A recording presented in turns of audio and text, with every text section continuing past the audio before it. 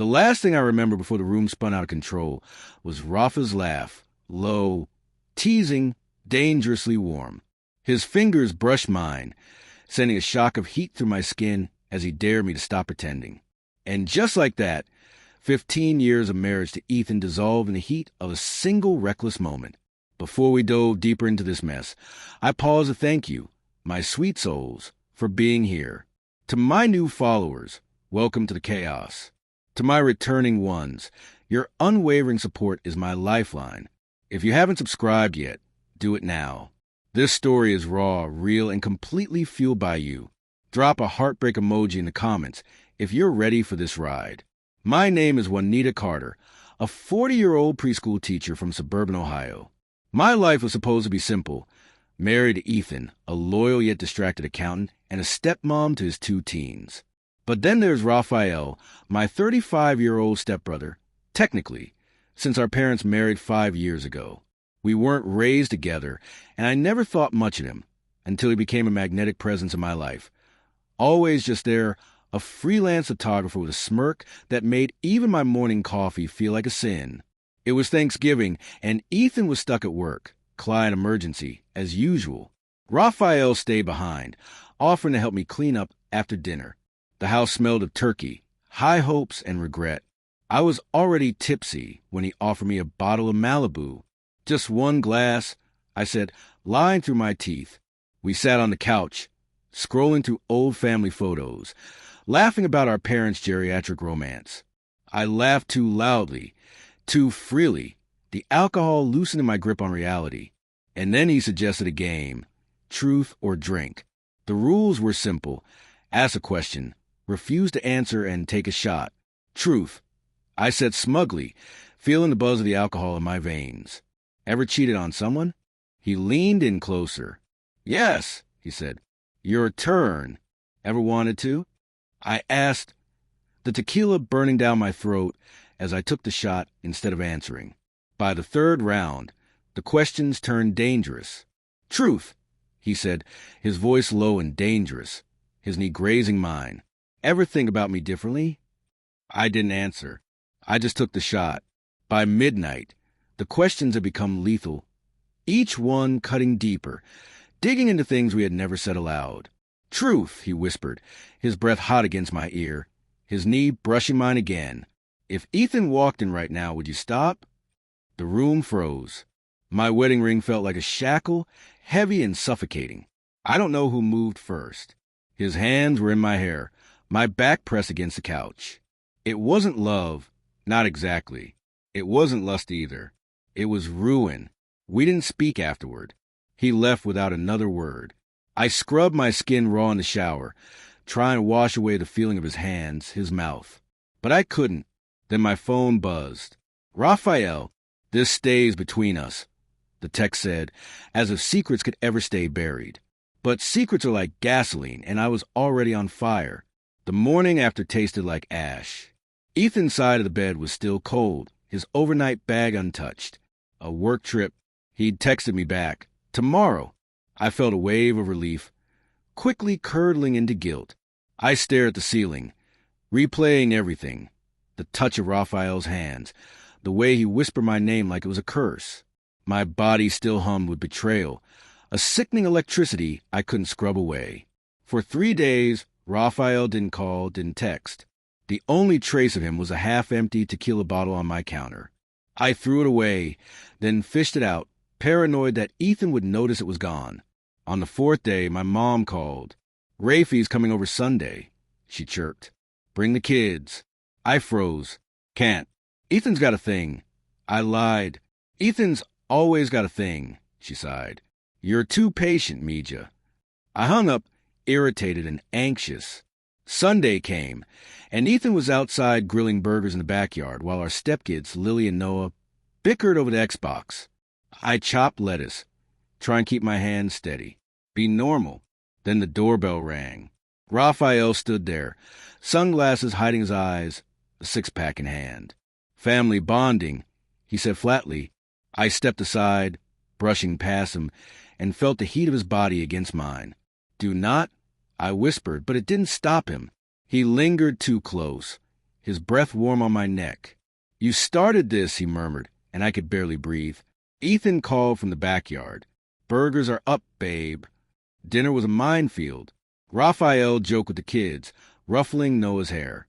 "Uncle Rafie's got to teach you how to talk to girls," he said, winking at me. Ethan laughed, oblivious. I stabbed my fork into my tomato, trying to remain normal. Later, while Ethan cleaned up, Raphael cornered me in the hallway. "You look tired," he said, his voice low. "Don't guilt yourself. It wasn't a mistake." I shoved past him. "It was a mistake." I hissed. He grabbed my wrist, his grip firm. "Mistakes don't make you shake like this." I pulled away, my pulse pounding in my ears. Ethan's voice echoed down the hall. "Juanita, where's the ketchup?" Raphael let go, his eyes burning with something darker than regret. "See you around, Hema," he said softly. That night, Ethan reached me in bed, his hand warm against my skin. I froze. "You okay?" he mumbled, his voice thick with sleep. "Headache," I whispered, forcing a smile. He rolled over, already half asleep. I stared at his back, tears burning in my eyes when my phone buzzed. An unknown number. "You forgot something." I opened the message. A photo. My lace thong, crumpled on Raphael's passenger seat. I deleted it, blocking the number, but I couldn't escape the image. The next morning, I stood in the bathroom, staring at the positive pregnancy test. 2 pink lines, sharp, cruel knives. For weeks, I did the math again and again. Ethan had been in Denver for a conference. Raphael had been in my bed. "You're glowing," my coworker Marisol said one afternoon, eyeing my untouched salad. "Just allergies," I mumbled, slipping my prenatal vitamins deeper into my purse. That night, Ethan kissed my forehead. His breath reeked of bourbon. "You've been quiet," he murmured. "Just tired," I said, forcing another smile. He paused, eyes searching mine for something. "We're okay, right?" But before I could answer, his phone buzzed with a client email, and he turned away. Raphael's text came the next morning. He wanted to meet. Immediately, I found him at the abandoned drive-in theater, the one where we had filmed his photography portfolio years ago. He was leaning against his rusted truck, a cigarette clinging to his lips like bitterness he couldn't exhale. "You're pregnant," he said, no greeting, just accusation. My throat tightened. "How?" I asked. He shrugged. "Saw the pharmacy receipt in your trash." A smirk curled on his mouth. "Classy, Juanita. It's not yours."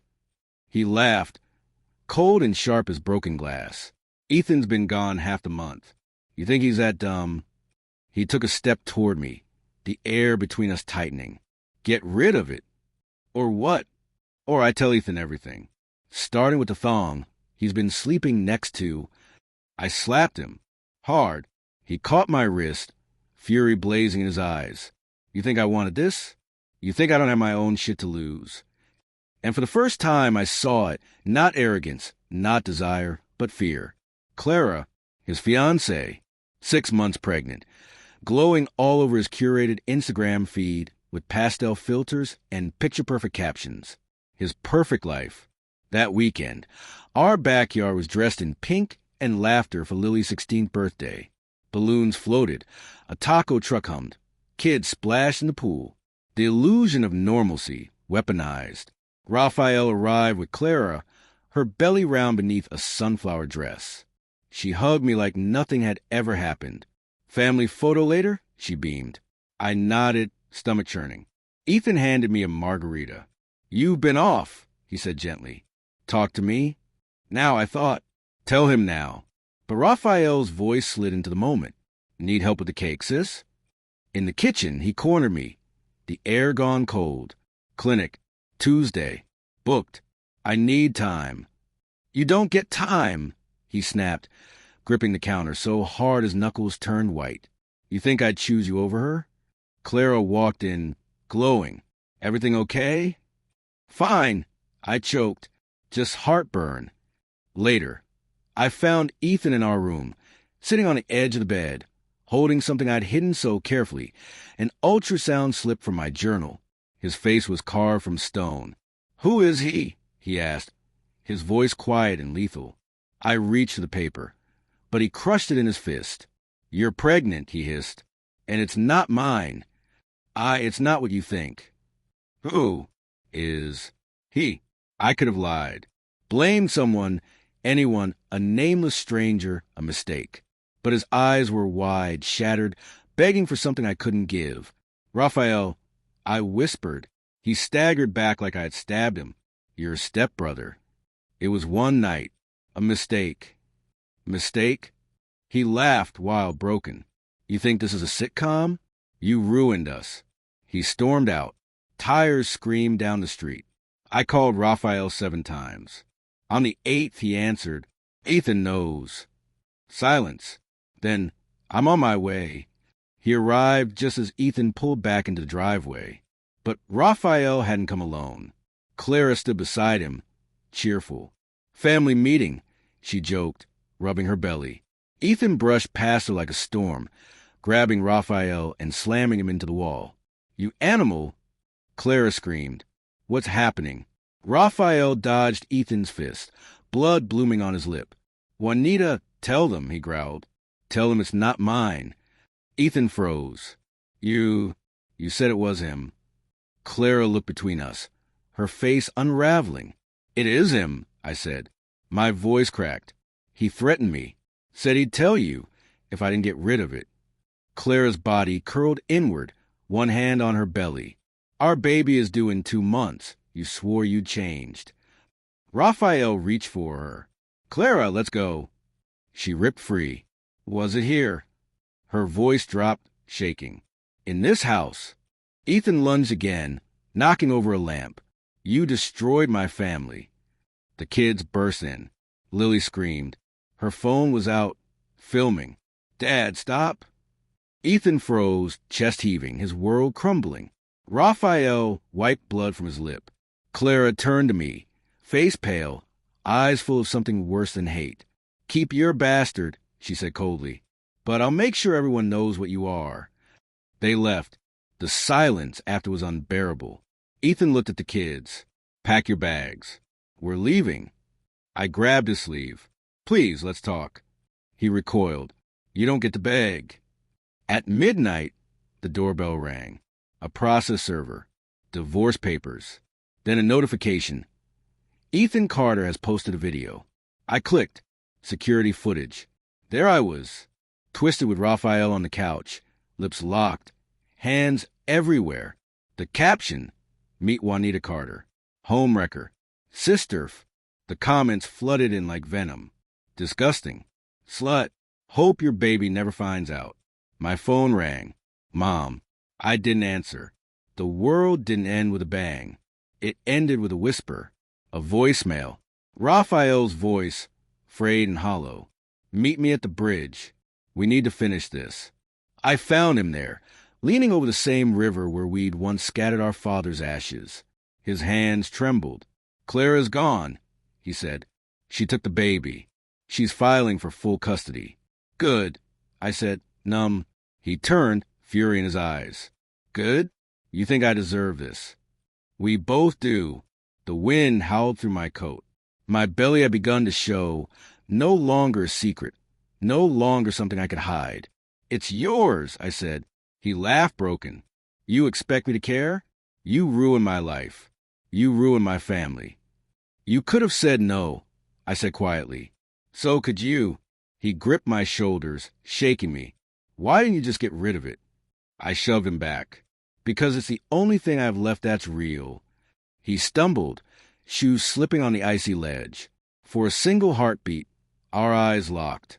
Rage, regret, recognition, then gravity. The police ruled it an accident. No witnesses. Ethan sent flowers to the funeral. A note tucked in the bouquet. I hope it was worth it. Mom disowned me.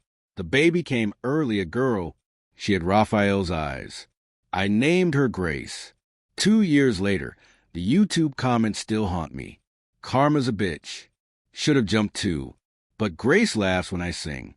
She bats her fist at the air like she's swatting ghosts. Last week, I ran into Clara at the grocery store. Her son, Raphael's son, clung to her leg. She didn't scream, didn't curse.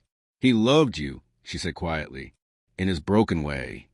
I had no words, just the weight of Grace on my hip, her head resting against my shoulder, trusting me with her whole world. Some stories don't end. They scar. If this story shattered you, scream in the comments.